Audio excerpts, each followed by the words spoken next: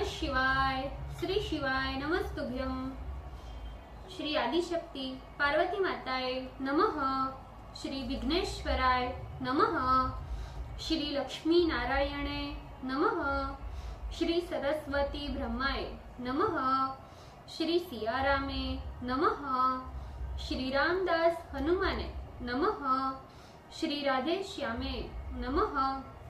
हे शिवजी, तमारी कृपाथी हूँ आ श्रावण मासनी कथा करी रही छूं। हूँ आ श्रावण मासनी कथा करी शकूं एटली शक्ति प्रदान करजो अने तमाम श्रोताओने श्रावण मासनी कथाना वंचननुं पुण्य प्रदान करजो। ओम नमः शिवाय। श्री शिवाय नमस्तुभ्यं। श्रावण मासनी कथा प्रथम अध्याय।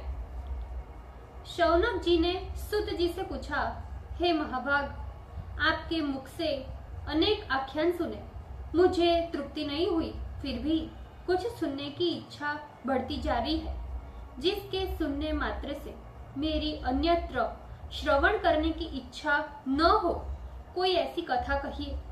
सुत जी ने कहा, आप सब मुनिगण सुने, आपके कहने से मैं प्रसन्न हूँ और आपके लिए मुझे कोई भी बात गुप्त नहीं है।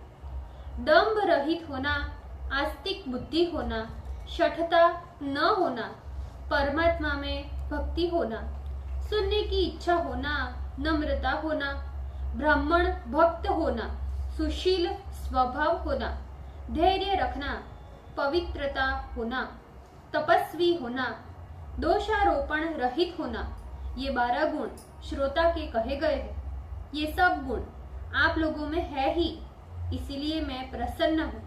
अब आपसे तत्व की बात को कहता हूँ। एक बार ईश्वर ने सनत कुमार से कहा, हे सुव्रत, हे ब्रह्मा के पुत्र, आपकी सेवा भक्ति से प्रसन्न हो, मैं आपसे अन्य अत्यंत गुप्त बात कहता हूँ। 12 महीनों में श्रावण महीना मुझे अत्यंत प्रिय है, जो श्रावण मास का महत्व सुनने योग्य हो जाने के कारण मास का श्रावण नाम हुआ है।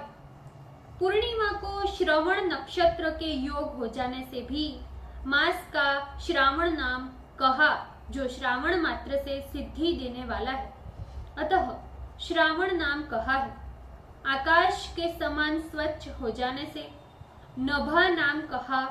उस मास के धर्मों की गणना करने से भूमि पर कौन सामर्थ हो सकता है, जिसके संपूर्ण फलों को कहने के लिए ब्रह्मा हुए, जिस श्रावण मास के महात्म्य को देखने के लिए इंद्र हुए, भगवान अनंत ने जिसके फल को कहने के लिए 2 सहस्त्र जिह्वा धारण की, देखने तथा कहने में किसी की भी सामर्थ्य नहीं है। हे मुने, अन्य मास इस मास की कला को भी नहीं प्राप्त कर सकता। संपूर्ण मास व्रत रूप है, सारा श्रावण मास धर्म रूप है। इस महीने में कोई भी दिन व्रत शून्य नहीं देखा गया। इस मास में सब तिथि व्रत वाली है। ओम नमः शिवाय। श्री शिवाय नमस्तुभ्यं। हे शिवजी, भूल चूक माफ करजो, कृपा राखजो।